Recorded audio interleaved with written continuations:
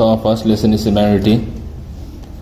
सो जैसे मैंने आपको बोला है सिमिलैरिटी लेसन 10 मार्क्स कैरी करता है विथ ऑप्शन, तो ये लेसन बहुत इंपॉर्टेंट है। अभी सिमिलैरिटी में कौन कौन से टॉपिक्स हम लोग कवर अप करने वाले हैं। फर्स्ट है ratios of areas of two triangles, second is basic proportionality theorem, third is converse of basic proportionality theorem, fourth topic रहेगा test of similarity of triangles, कौन से टेस्ट थ्रू दो ट्राइंगल्स हम लोग सिमिलर कर सकते हैं। उसके बाद property of an angle bisector of a triangle, angle bisector का प्रॉपर्टी कैसे अप्लाई करना है वो देखेंगे हम लोग, ये एक्चुअल में थ्योरम है। उसके बाद properties of areas of similar triangles, दो सिमिलर ट्राइंगल्स का एरिया कैसे लेते हैं हम लोग और उनको कैसे रेशो लेके कैसे सॉल्व करना ये देखेंगे हम लोग, ये भी थ्योरम ही है, property of areas of similar triangles. And finally the ratio of the intersects made on the transversal by 3 parallel lines. मतलब 3 पैरेलल लाइंस के बाद उसका प्रॉपर्टी कैसे, अगर 3 लाइंस पैरेलल है तो वो प्रॉपर्टी कैसे यूज़ होता है वो पढ़ेंगे हम लोग ये टॉपिक में। तो लेट्स स्टार्ट। तो फर्स्ट टॉपिक जैसे बोलते हैं ratios of areas of two triangles. We have studied ratio proportion. जैसे मैंने बोला आपको रेशियो प्रोपोर्शन हम लोग ने 9th स्टैंडर्ड में ही पढ़ा है, रेशियो एंड प्रोपोर्शन क्या होता है अलजेब्रा में। अभी यहाँ पे रेशियो प्रोपोर्शन का थोड़ा सा पार्ट आने वाला है फर्स्ट टॉपिक में, क्योंकि टॉपिक क्या बोलता है ratios of areas of two triangles. तो यहाँ पे क्या लिखा है, we have studied ratio and proportion. The statement numbers a and b are in ratio m:n is also written as the numbers a and b are in proportion m:n। मतलब अगर दो numbers ratio में, the numbers a and b उसको हम लोग ratio में लिखते हैं m:n। इसको हम लोग कैसे लिखेंगे, the numbers a and b are in the proportion m:n। ये ऑलरेडी आपको पता है सब। अभी यहाँ पे क्या बोला है, next for this concept we consider positive real numbers. अभी जो रेशो हमको यहाँ पे आएगा कंसिडर करेंगे वो पॉजिटिव रियल नंबर्स कंसिडर करेंगे। वाई मैं बोलता हूँ आपको, बिकॉज यहाँ पे हम लोग लेंथ ऑफ लाइन सेगमेंट को कंसिडर करने वाले हैं और एरिया को कंसिडर करने वाले हैं। तो आपको पता है लेंथ लाइन सेगमेंट का और एरिया, कोई भी फिगर का एरिया हमेशा ही पॉजिटिव आता है। तो यहाँ पे रेशो में हम लोग पॉजिटिव रियल नंबर्स कंसिडर कर रहे हैं बिकॉज क्योंकि कोई भी लाइन सेगमेंट और एरिया और कोई भी फिगर का हमेशा पॉजिटिव ही आता है, इसलिए हम लोग यहाँ पे रेशो पॉजिटिव रियल नंबर्स में ही कंसिडर करेंगे। आपको पता है what are real numbers, real numbers rational and irrational numbers on a number line including zero, उसको हम लोग रियल नंबर्स बोलते हैं। तो यहाँ पे पॉजिटिव रियल नंबर्स ही कंसिडर करेंगे हम लोग रेशो के लिए। तो फर्स्ट है we know that the formula of area of triangle. तो अभी एरिया ऑफ ट्राइंगल का फॉर्मूला क्या होता है, half into base into height. ये आपने 4th या 5th स्टैंडर्ड से ये फॉर्मूला पढ़ रहे हैं, area of triangle is equal half into base into height. अभी बेस क्या होता है आपको पता होना चाहिए और हाइट क्या होता है वो भी आपको पता होना चाहिए, क्योंकि जब तक आपको ये दोनों चीज़ें पता नहीं है तो आप फॉर्मूला ठीक से अप्लाई नहीं कर सकते। अगर मैं एक ट्राइंगल कंसिडर करता हूँ उसमें 3 साइड्स है, तो कोई भी साइड को आप बेस कंसिडर कर सकते हैं। Base is nothing the bottom side, कोई हम लोग बेस बोलते हैं ट्राइंगल का। Now what is an height, height क्या होता है, what is an height, height is a perpendicular line drawn from a vertex two is opposite side. मैं फिर से रिपीट करता हूँ, हाइट क्या होता है, हाइट एक ऐसी परपेंडिकुलर लाइन होती है, एक वर्टेक्स से हम लोग ड्रॉ करते हैं उसके ऑपोजिट साइड पे, उसको हाइट बोलते हैं। A line perpendicular line drawn from the vertex to its opposite side। अगर मैं यहाँ पे एक वर्टेक्स ए है मेरा, तो वहां से एक लाइन ड्रॉ कर रहा हूँ, ऑपोजिट साइड कौन सा है, एंगल ए के सामने, वर्टेक्स ए के सामने ऑपोजिट साइड बीसी है। तो अगर वर्टेक्स ए से मैं एक स्ट्रेट लाइन ड्रॉ कर रहा हूँ उसके ऑपोजिट साइड की तरफ और वो लाइन परपेंडिकुलर है, उसको ही हम लोग हाइट बोलते हैं। वो डेफिनेशन होता है हाइट का, a perpendicular line drawn from the vertex to its opposite side. Okay, उसको ही हम लोग हाइट बोलते हैं। परपेंडिकुलर लाइन होना चाहिए। Now you know what is perpendicular line. Perpendicular line मतलब making an angle of 90 degree, उसको परपेंडिकुलर लाइन बोलते हैं। Perpendicular line is making an angle of 90 degree, उसको ही परपेंडिकुलर लाइन बोलते हैं।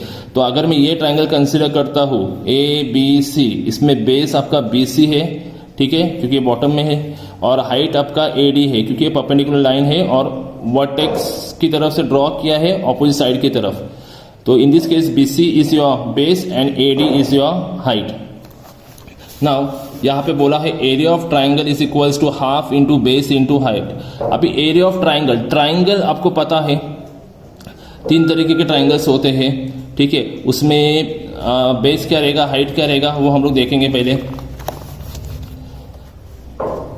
तो एक्यूट एंगल ट्राइंगल, अभी आपको पता है what you mean by acute angle triangle. Acute angle triangle में हर एक एंगल लेस देन 90 होता है, हमेशा ध्यान में रखो। What do you mean acute angle triangle? Acute angle triangle में हर एक एंगल लेस देन 90 डिग्री होता है। Angle A less than 90 degree होगा, angle B less than 90 degree होगा और एंगल सी भी लेस देन 90 डिग्री होगा। Such type of triangle is called as an acute angle triangle. तो एक्यूट एंगल ट्राइंगल में हमेशा ध्यान में रखो हाइट ट्राइंगल के अंदर आएगा। मैं फिर से रिपीट कर रहा हूं, in an acute angle triangle height lies with in a triangle, मतलब ट्राइंगल के अंदर होगा हाइट। ठीक है, तो आपको समझ में आ रहेगा एक्यूट एंगल ट्राइंगल क्या होता है और हाइट हमेशा एक्यूट एंगल ट्राइंगल के अंदर लाया होता है। Now next is right angle triangle. What is right angle triangle?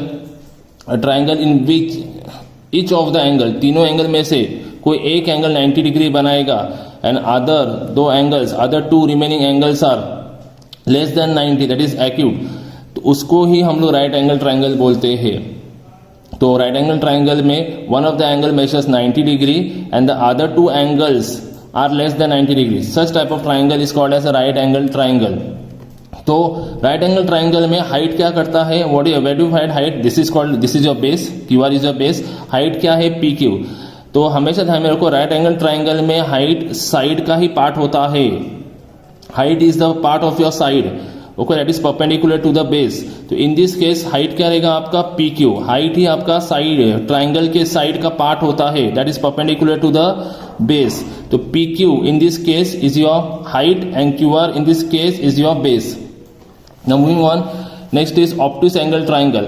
अभी ऑब्टूस एंगल ट्राइंगल आपको पता है what is obtuse angle triangle? Obtuse angle triangle ऐसा ट्राइंगल होता है जहां पे वन ऑफ द एंगल, तीनों एंगल में से one of the angle measures more than 90 degree. ठीक है, कोई एक एंगल 90 डिग्री से ज्यादा होगा, अगर मैं कंसीडर करता हूं y, तो ये 90 डिग्री से ज्यादा रहेगा and the remaining two angles will be less than 90 degree. Such type of triangle is called as obtuse angle triangle. Obtuse angle triangle में कोई एक, तीनों एंगल में से कोई एक एंगल 90 से ज्यादा होगा, मोर देन 90, एंड बाकी के जो रिमेनिंग दो एंगल्स है वो लेस देन 90 हो गए। Such type of triangle is called as obtuse angle triangle. अभी ऑब्टूस एंगल ट्राइंगल में ऑब्वियसली यहां पे अगर आप ठीक से देखेंगे डायग्राम में, तो X W is your height and Y Z is your base. W Z आपका बेस नहीं होगा क्योंकि वाई जेड ये ट्राइंगल का पार्ट है। ठीक है, दिस इज कंस्ट्रक्शन पार्ट।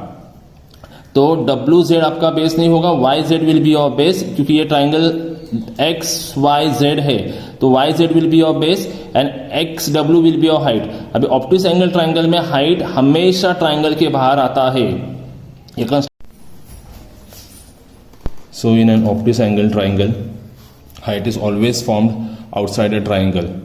अभी ये जो ट्राइंगल दिख रहा है X Y Z is your base because ये ट्राइंगल का पार्ट है, okay, and X W is the height of the triangle which is formed outside the triangle. मैं फिर से रिपीट करता हूँ, in obtuse angle triangle Y Z is the base and X W is the height. In obtuse angle triangle the height is always formed outside a triangle. In acute angle triangle the height is formed within a triangle, मतलब अंदर होता है triangle के। In right angle triangle height ही side होता है triangle का, जैसे यहाँ पे in this case P Q R is a right angle triangle, तो P Q is your height and QR is your base, and in obtuse angle triangle YZ is the base and XW is the height. In this case height is formed outside a triangle, मतलब obtuse angle triangle में height बाहर form होता है। Now you know area of triangle is equal to half into base into height। अगर मैं acute angle triangle में that is A B C acute angle triangle है, अगर एरिया ऑफ ट्राइंगल का फॉर्मूला यूज करता हूँ तो that will be area of triangle A B C is equal to half into B C is your base and A D is your height. जैसे मैंने बोला था एक्यूट एंगल ट्राइंगल में height within form हो जाता है triangle के, तो that will be area of triangle A B C is equal to half into base into height. Next right angle triangle, अगर राइट एंगल ट्राइंगल के लिए area of triangle का formula use करता हूँ तो in this case area of triangle P Q R is equals to half into what is the base Q R है, what is the height, मैंने जैसे बोला था आपको हाइट ही साइड होगा ट्राइंगल के, तो यहाँ पे in this case height is P Q and base is Q R, तो area of triangle P Q R is equals to half into base into height. Similarly अगर मैं ऑप्टिक एंगल ट्राइंगल के लिए area of triangle का formula use करता हूँ, तो area of triangle X Y Z is equals to half into, तो base in this case मैंने बोला था Y Z is the base because ये ट्राइंगल के अंदर आता है, एंड हाइट है, your height will be X W, तो X W will be your height, X W is your height and yz is your base, because in this case the height is formed outside a triangle.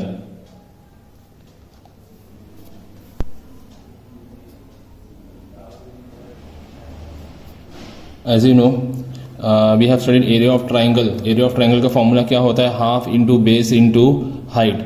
तो area of triangle हम लोगों ने देखा, कोई भी triangle का area easily निकाल सकते हैं half into base into height, ये फॉर्मूला यूज करके। प्रीवियसली हम लोगों ने एक्यूट एंगल ट्राइंगल का एरिया कैसे निकालते वो देखा, फिर राइट एंगल ट्राइंगल का एरिया कैसे निकालते वो देखा, and finally optic angle triangle का एरिया कैसे निकालते वो भी देखा। So now our main topic is ratio of areas of two triangles. बहुत इंपॉर्टेंट टॉपिक है, नाम जैसे बोलते हैं ratios of areas of two triangles. तो यहाँ पे दो ट्राइंगल्स हो गए, ठीक है, उनका रेशियो लेना है। किसका रेशियो लेना है, एरियाज ऑफ टू ट्राइंगल्स, मतलब जो ट्राइंगल्स हमको दो प्रोवाइड किए हैं उनका एरिया लेना है। मतलब एक ट्राइंगल का एरिया ऊपर आएगा और दूसरे ट्राइंगल के एरिया नीचे आएगा। तो ratios of areas of two triangles, जैसे नाम सजेस्ट करता है, रेशियो लेना है हमको दोनों ट्राइंगल्स के एरियाज का। अगर मैं यहाँ पे ठीक से देखूंगा, यहाँ पे दो ट्राइंगल्स है, triangle A B C and triangle P Q R. A B C एक एक्यूट एंगल ट्राइंगल है, उसका बेस बी सी है एंड हाइट ए डी है। Similarly P Q are, P Q are भी एक एक्यूट एंगल ट्राइंगल है, उसका base Q R है और उसका हाइट पी एस है। तो नॉट नेसेसरी कि हमेशा दोनों जगह का एक्यूट एंगल ट्राइंगल होना चाहिए। कभी एक्यूट हो सकता है या कभी ऑप्टिस हो सकता है या कभी एक्यूट हो सकता है या कभी राइट एंगल ट्राइंगल हो सकता है। तो दोनों जगह पे कोई भी टाइप ऑफ ट्राइंगल हो सकता है। इट इज़ नॉट नेसेसरी कि हमेशा दोनों जगह पे एक्यूट होना चाहिए या दोनों जगह पे ऑप्टिस होना चाहिए या दोनों जगह पे राइट एंगल ट्राइंगल होना चाहिए। ऐसा कुछ नेसेसरी नहीं होता है। दोनों जगह पे कोई भी टाइप ऑफ ट्राइंगल हो सकता है, आइदर एक्यूट भी हो सकता है या ऑप्टिस भी हो सकता है। एक जगह पे एक्यूट और एक जगह पे ऑप्टिस या कोई भी एनी टाइप ऑफ ट्राइंगल। तो in this case in triangle A B C, AD is the height, AD is the height and BC is the base. इसमें in triangle P Q R, PS is the height and QR is the base. ये तो आपको पता है। तो जैसे topic बोलता है रेशियो किसका, एरियाज ऑफ टू ट्राइंगल्स, तो मैं ट्राइंगल ABC का area, that is area of triangle ABC upon means ratio बोला है, upon area of triangle PQR is equal to half into base into height. Similarly area of triangle ABC के लिए half into base into height का formula क्या रहेगा, half into what is the base BC and what is the height AD। Similar area of triangle PQR के लिए भी half into what is base QR और height क्या है PS।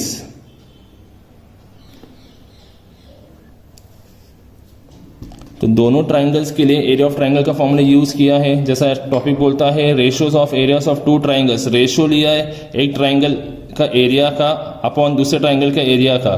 तो ABC का फॉर्मूला यूज किया half into base into height. Similarly PQR के भी half into base into height. तो या in this case half and half gets cancel, तो बचा क्या मुझे BC into AD upon QR into PS। अब ये क्या होता है, area of triangle ABC is equal to BC into AD upon area of triangle PQR is equal to QR into PS। अगर आप ठीक से देखेंगे what is BC, BC is the base and what is AD, AD is the height. Similarly PQR triangle में भी what is QR, QR is the base and what is PS, PS is the height. तो finally मुझे यह answer मिल गया, that is area of triangle ABC upon area of triangle PQR is equal to base into height, ये triangle का base into height. Similarly area of triangle PQR is equals two similarly वो triangle का भी base into height. तो finally मुझे एक statement मिल गया। तो स्टेटमेंट क्या बोलता है, the ratio of the areas of two triangles, the ratio okay of the areas of two triangles, the ratio of the areas of two triangle, दो triangle का रेशियो, उनके एरियाज का ratio is equal to the ratio of the product of the bases and corresponding heights, is equal to the ratio of the product of the bases and corresponding heights. मतलब is equal to the ratio of the product मतलब multiplication, product of ये triangle का base into height और ये triangle का base into height. मैं फिर से रिपीट करता हूं, the ratio of the area of two triangles is equal to the ratio of the product of the corresponding base into height, इसका और इसका भी base into height is equal to the ratio of the product of the bases and corresponding heights. मतलब इसका base into height as well as इसका भी base into height. तो this is our first statement, that is the ratio of the areas of two triangles is equal to the ratio of the is equal to the ratio of the product of the corresponding base into height. तो अगर मैं ये triangle का consider करो area S A1 लिया है और ये ट्राइंगल का एरिया एस A2 लिया है, तो मैं फॉर्मूला केस, और इसका बेस एस B1 है और इसका हाइट एस H1, इसका बेस एस B2 और इसका हाइट एस H2, तो मैं फॉर्मूला कैसे लिखूंगा, A1 upon A2, that is area of triangle first triangle upon area of second triangle is equals to B1 into H1. जैसा statement बोलता है B1 into H1. What is B1? B1 is the base of first triangle and H1 is the height of first triangle upon B2 into H2, that is base of second triangle and height of second triangle. तो first statement हमको क्या मिला, the ratio of the areas of two triangles is equal to the ratio of the product of the bases and corresponding height. मतलब कोई भी दो triangle का हम लोगों ने एरियाज का रेशियो लिया तो हमको क्या मिलता है, बेस इंटू हाइट वो ट्राइंगल का अपॉन दूसरे ट्राइंगल का भी बेस इंटू हाइट. वही स्टेटमेंट का मीनिंग है.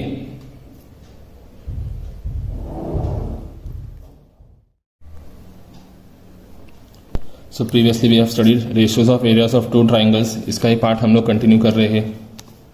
जैसे ratios of areas of two triangles में हम लोगों ने हमको एक प्रॉपर्टी मिला यहाँ पे, अगर दो ट्राइंगल्स है, ओके, दो टोटल डिफरेंट ट्राइंगल्स है, तो ये बेस है और ये हाइट है और ये इसका भी ये बेस है and P S is the height. तो हम लोग को उसके थ्रू एक प्रॉपर्टी मिला, the ratio of the areas of two triangles is equal to the ratio of the product of the bases and corresponding heights. Hopefully आपको ये property समझ में आ रहेगा.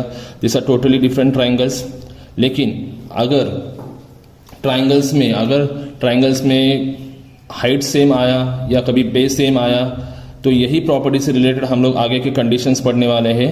तो your first condition is if the height of both triangles are equal then, ठीक है, वही प्रॉपर्टी से रिलेटेड कंडीशन है. कंडीशन 1 क्या बोलता है, अगर heights of both the triangles are equal, अगर दोनों ट्राइंगल के हाइट्स इक्वल है तो कैसे वही प्रॉपर्टी कैसे अप्लाई करेंगे हम लोग. तो मैं एक एग्जांपल के थ्रू आपको एक्सप्लेन करता हूँ. अगर मैं एक triangle A B C consider करता हूँ, ठीक है, उसका बेस बी सी है और उसका हाइट ए डी है. अगर हाइट को मैं डिनोट करता हूँ स्मॉल एच, एंड दूसरा ट्राइंगल कंसिडर करता हूँ पी क्यू आर, उसका बेस क्यू आर है और उसका हाइट पी एस है, उसको भी डिनोट करता हूँ small H. Now this are, यहाँ पे भी स्मॉल एच और यहाँ पे भी स्मॉल एच डिनोट किया, इसका मीनिंग दोनों के हाइट सेम है. तो in this case A D जो हाइट है वो इक्वल है किसको, पी एस को. ठीक है, इन दिस केस ये दोनों ट्राइंगल्स में दोनों के हाइट सेम है. ठीक है, उसको रिप्रेजेंट किया स्मॉल एच में. जैसा कंडीशन 1 बोलता है, if the heights of both triangles are equal, अगर दोनों ट्राइंगल में हाइट्स इक्वल है तो क्या होगा, तो एरिया ऑफ ट्राइंगल कैसे मिलेगा हमको. तो area of triangle A B C upon area of triangle P Q R, क्योंकि मेन हेडिंग हमारा ratios of areas of two triangles है. फिर से यहाँ पे मैंने रेशियो लिया है दोनों ट्राइंगल्स के एरियाज का, इज इक्वल्स टू, जैसे फर्स्ट प्रॉपर्टी बोलता है, the ratio of the areas of two triangles is equal to the ratio of the correspond is equal to the ratio of the product of the corresponding base into height. तो first property यही है हमारी. ठीक है, उसको मैं आगे solve कर रहा हूँ, क्योंकि कंडीशन 1 क्या बोलता है, अगर ट्राइंगल्स में हाइट सेम रहा तो एरिया ऑफ ट्राइंगल कैसे फाइंड आउट करेंगे, दोनों ट्राइंगल्स का उनका रेशियो कैसे निकालेंगे. तो area of triangle A B C is equals to, उसका formula base into height, B C is the base and A D is the height. Similar area of triangle P Q R is equals to base into height, that is Q R is the base and P S is the height. In this case मैंने जैसे बोला आपको यहाँ पे दोनों triangles के height same है, तो उसको मैंने रिप्लेस किया स्मॉल एच और स्मॉल एच से, तो small H and small H gets cancel, therefore area of triangle A B C upon area of triangle PQR is equals to BC upon QR. Now what is BC? BC is the base of the first triangle and QR is the base of the second triangle. तो हमको ये property मिला। अब ये property क्या बताता है? What will be the property? ये प्रॉपर्टी का स्टेटमेंट क्या होगा? The ratio of the areas of two triangles with equal height. The ratio of the areas of two triangles with equal height is equal to the ratio of the corresponding bases. मैं फिर से repeat करता हूं, the ratio of the areas of two triangles with equal height, दोनों के height same है, is equal to the ratio of the bases and is equal to the ratio of the corresponding bases. मतलब height and height तो cancel हो जाएगा, obviously ये triangle का base बचेगा और ये ट्राइंगल का भी बेस बचेगा। तो property the ratio of the areas of two triangles with equal height is equal to the ratio of the corresponding bases. समझ में आया? इसलिए यहां पे बेसिस ही बचेंगे बिकॉज हाइट्स आर सेम। तो कंडीशन वही बोलता है, if the heights of both triangles are equal then the property क्या बोलता है? The ratio of the areas of two triangles with equal height is equal to the ratio of the corresponding bases. Now और एक example लेंगे, consider example 2। Example 2 में क्या दिया है? एक ट्राइंगल हमने कंसीडर किया ए बी सी, उसका बेस बी सी है और उसका हाइट ए ही है। सिमिलर और एक ट्राइंगल कंसीडर किया है ए सी डी। अभी ठीक से देखेंगे यहाँ पे, दिस आर जॉइंट ट्राइंगल्स, ये टोटल ट्राइंगल्स अलग अलग थे, this are joint triangles. A B C एक ट्राइंगल कंसीडर किया है, that is an acute angle triangle, और दूसरा ट्राइंगल कंसीडर किया है A C D, that is an obtuse angle triangle.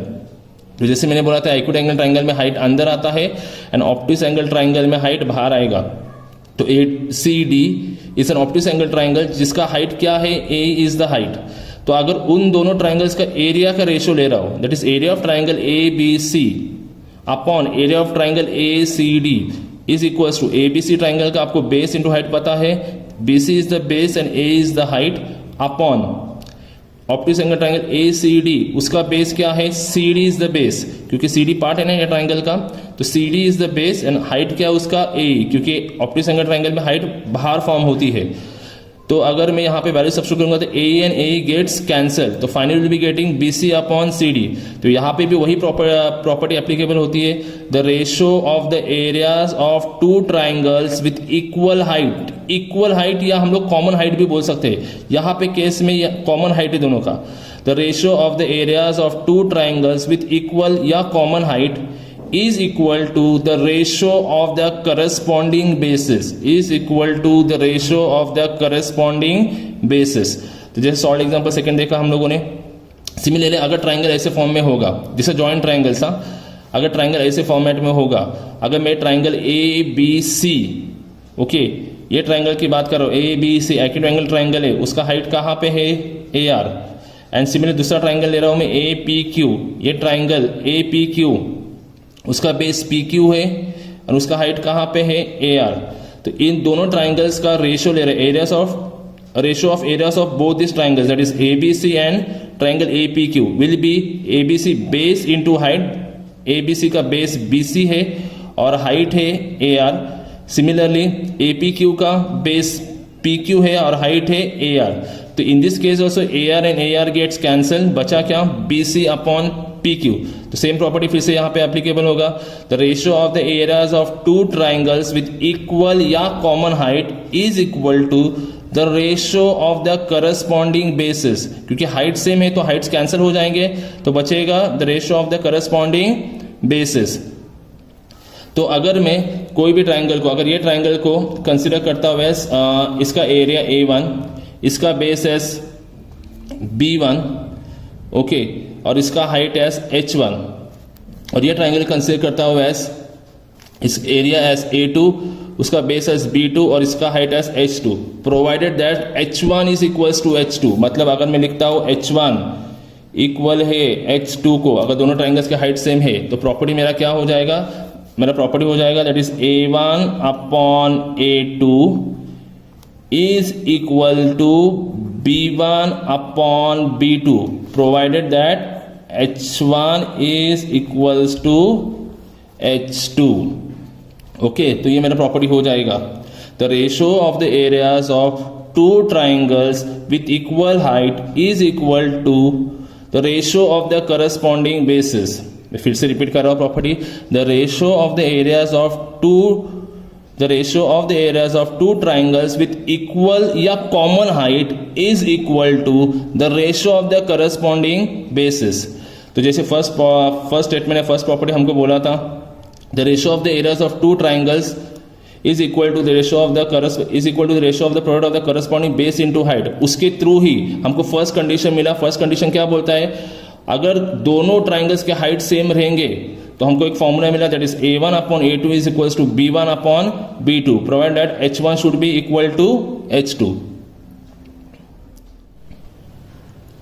तो ratios of areas of two triangles में अभी तक हम लोगों ने स्टडी किया, अगर दो ट्राइंगल्स टोटली डिफरेंट ट्राइंगल्स रहेंगे और उनमें बेस और हाइट कुछ भी सेम नहीं रहेगा तो हमको ये फॉर्मूला मिला है that is A1 upon A2 is equal to B1 into H1 upon B2 into H2। इसका स्टेटमेंट क्या था या इसका प्रॉपर्टी क्या था, the ratio of the areas of two triangles with is equal to the ratio of the product of the bases and corresponding height. मतलब दोनों triangles जिसका बेस भी सेम नहीं है और हाइट भी सेम नहीं है, तो प्रॉपर्टी क्या बोलता है, the ratio of the areas of two triangles is equal to the ratio of the product of the corresponding base into height. मतलब ये ट्राइंगल का प्रोडक्ट बेस इनटू हाइट का अपॉन दूसरे ट्राइंगल का प्रोडक्ट बेस इनटू हाइट का। तो उसके बाद फर्स्ट कंडीशन, इसमें ही हम लोगों ने फर्स्ट कंडीशन पढ़ा, अगर if the heights of both triangles are equal, अगर दोनों ट्राइंगल्स का हाइट इक्वल रहेगा तो हमको प्रॉपर्टी मिला था that is A1 upon A2 is equals to B1 upon B2 provide that H1 is equals to H2। मतलब the ratio of the areas of two triangles with equal या common height is equal to the ratio of the corresponding bases. मतलब condition 1 में हम लोगों ने क्या पढ़ा था, अगर दोनों ट्राइंगल्स के हाइट सेम रहेंगे और उस टाइम हम लोग रेशियोज लेंगे एरियाज ऑफ टू ट्राइंगल्स का, तो हमको किसको इक्वल मिलेगा, उनके corresponding ratio of the corresponding basis. अभी कंडीशन 2 पढ़ेंगे हम लोग। तो कंडीशन 2 क्या बोलता है, if the bases of both triangles are equal. Condition 1 में हम लोगों ने देखा if the heights of both triangles are equal, तो हमको रेशियो किसका मिला, the ratio of the areas of triangles with equal height is equal to the ratio of the corresponding bases. अब एग्जैक्टली उल्टा है, यहाँ पे क्या बोलते हैं condition 2, if the bases of both triangles are equal then, तो प्रॉपर्टी क्या रहेगा, तो वही हम लोग पढ़ने वाले हैं। तो कंसिडर एन एग्जांपल, अगर मैं ABC एक ट्राइंगल कंसिडर करता हूं, ओके, उसमें ABC it is an acute angle triangle, उसमें बेस है AB और हाइट है CD, उसको कंसिडर किया H1, ओके। एंड दूसरा एक ट्राइंगल कंसिडर करता हूं ABP, ठीक है, ये भी एक्यूट एंगल ट्राइंगल है, उसका बेस है AB और उसका हाइट है H2 दैट इज PQ, उसको कंसिडर किया है। तो हम लोग फर्स्ट प्रॉपर्टी की यूज करेंगे, तो area of triangle ABC upon area of triangle ABC upon area of triangle ABP, bigger triangle upon smaller triangle is equals to, इसका फॉर्मूला रहेगा बेस इंटू हाइट, तो इसका बेस है AB और height है CD अपॉन सिमिलरली ABP का base है AB और हाइट है PQ। तो वैल्यू सब्स्टिट्यूट करने के बाद AB and AB gets cancel, that is area of triangle ABC upon area of triangle ABP is equal to CD upon PQ। तो CD क्या है, CD is the height of triangle ABC and PQ is the height of triangle ABP। इसके through और एक हमको property मिला है, मतलब कंडीशन 2 जैसे बोलता है अगर बेसिस सेम रहेंगे दोनों ट्राइंगल्स के, तो प्रॉपर्टी क्या हो जाएगा, the ratio of the area of two triangles with equal base या कॉमन बेस। फिर से रिपीट कर रहा हूं, the ratio of the areas of two triangles with equal base या common base is equal to the ratio of the corresponding heights. मतलब दोनों triangle के अगर बेसिस सेम रहेंगे तो bases and bases will get cancel, वो किसको equal हो जाएगा, फिर the ratio of those triangles will be equal to the ratio of the corresponding heights. जैसे यहां पे लिखा है the ratio of the areas of two triangles with equal bases या common base is equal to the ratio of the corresponding heights. Similar second example अगर ठीक से देखेंगे तो BC is perpendicular to AB and AD is perpendicular to AB. ये दो triangles का हम लोग रेशियो निकाल रहे हैं, areas of both this triangle, that is area of triangle ABC upon area of triangle ADB. तो this will be base into height और इसका भी रहेगा बेस इंटू हाइट. तो यहाँ पे भी अगर ठीक से देखेंगे तो दोनों के बेसिस कॉमन है, that is AB and AB gets cancel. Therefore the ratio of the areas of two triangles with common base is equal to the ratio of the corresponding heights. अगर मैं ये ट्राइंगल बिगर ट्राइंगल का area consider करता हुआ A1 और छोटे triangle का area consider करता हुआ A2, तो दिस विल बी प्रॉपर्टी मुझे मिलेगा is equals to H1 upon H2 provide that B1 is equals to B2. मतलब the ratio of the areas of two triangles with equal base is equal to the ratio of the corresponding heights. So आज के lecture में जितना हुआ है वो एक बार revise करेंगे, फिर लेक्चर को ख़त्म करेंगे. तो पहले हम लोगों ने क्या देखा, एरिया ऑफ ट्राइंगल. तो एरिया ऑफ ट्राइंगल का आपको पता है फॉर्मूला क्या होता है, half into base into height. उसको कैसे अप्लाई करते हैं हम लोग, acute angle triangle, right angle triangle और ऑब्टूस एंगल ट्राइंगल, वो मैंने आपको बता दिया है. ठीक है, क्योंकि इससे रिलेटेड हमारा मेन टॉपिक होता है ratios of areas of two triangles. तो उसको हम लोगों ने देखा ratios of areas of two triangles में. तो पहला स्टेट में हम लोगों ने जो या पहली प्रॉपर्टी जो हम लोगों ने पढ़े वो क्या था, the ratio of the areas of two triangles with is equal to the ratio of the product of the bases and corresponding heights. इसमें हम लोगों ने दो ट्राइंगल्स कंसिडर किए थे, ऐसे दो ट्राइंगल्स जिसमें वो दोनों ट्राइंगल्स का हाइट भी इक्वल नहीं है एक दूसरे को और बेस भी इक्वल नहीं है. तो प्रॉपर्टी क्या बोलता है, A1 upon A2 is equals to B1 into H1 upon B2 into H2. मैं फिर से रिपीट कर रहा हूँ, हम लोगों ने दो ट्राइंगल्स ऐसे कंसिडर किए थे जिसमें दोनों ट्राइंगल्स के हाइट भी इक्वल नहीं था और बेस भी इक्वल नहीं था. तो हमको फॉर्मूला क्या मिला, A1 upon A2 is equal to B1 into H1 upon B2 into H2. That is the ratio of the areas of two triangles is equal to the ratio of the product of the corresponding base into height. उसके ऊपर ही हमको conditions दो मिले, तो first condition and second condition. तो first condition क्या बोलता है, if the heights are same, अगर ट्राइंगल्स दोनों ट्राइंगल्स में हाइट सेम है तो प्रॉपर्टी क्या होगा, तो property will be the ratio of the areas of two triangles with equal heights या common height is equal to the ratio of the corresponding bases. मतलब अगर दोनों ट्राइंगल्स के हाइट्स इक्वल रहेंगे, ठीक है, और दोनों ट्राइंगल्स का रेशियो लेंगे हम लोग, तो हाइट्स एंड हाइट्स क्या हो जाएगा, कैंसिल हो जाएगा. तो बचेगा क्या, B1 अपॉन B2. मतलब the ratio of the areas of two triangles is equal to the ratio of the areas of two triangles with common height is equal to the ratio of the corresponding bases. मतलब दोनों height same रहेंगे तो cancel हो जाएंगे, that will be equal to the ratio of the corresponding bases. उसी में उसके बाद हम लोगों ने सेकेंड कंडीशन देखा, अगर बेसिस सेम रहेंगे तो ratio of areas of two triangles कैसे निकालेंगे. अगर if the bases are same then the ratio of the areas of two triangles with equal bases या common base is equal to the ratio of the corresponding heights. मतलब दोनों के अगर base same रहेंगे तो base and base will get cancel, that will be equal to the ratio of the corresponding heights. That is the ratio of the areas of two triangles with equal bases is equal to the ratio of the corresponding heights. तो आज के lecture में हम लोगों ने इतना topic किया है, नेक्स्ट लेक्चर में इसके आगे का पार्ट करेंगे.